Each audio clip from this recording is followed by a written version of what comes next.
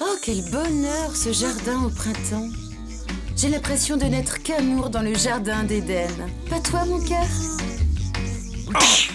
Maintenant, c'est parfait. Assassin! Tu n'es qu'une plaie pour la nature. Qui dit jardin dit nature. Alors que diriez-vous de jardiner au naturel? Pour ça, rien de plus simple. Accueillir la biodiversité chez vous.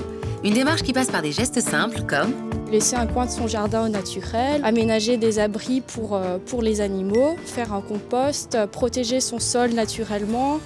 Avec ça, pas besoin de pesticides ou d'engrais. Il suffit simplement de choisir sa méthode et d'adopter une attitude écologique, comme avec le compost.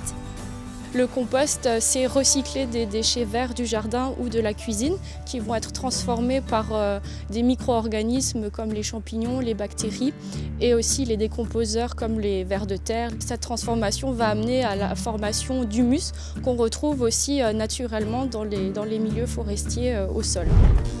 Dans la nature, rien ne se perd et tout se recycle. La technique du paillage est également un très bon moyen d'enrichir et de préserver votre sol.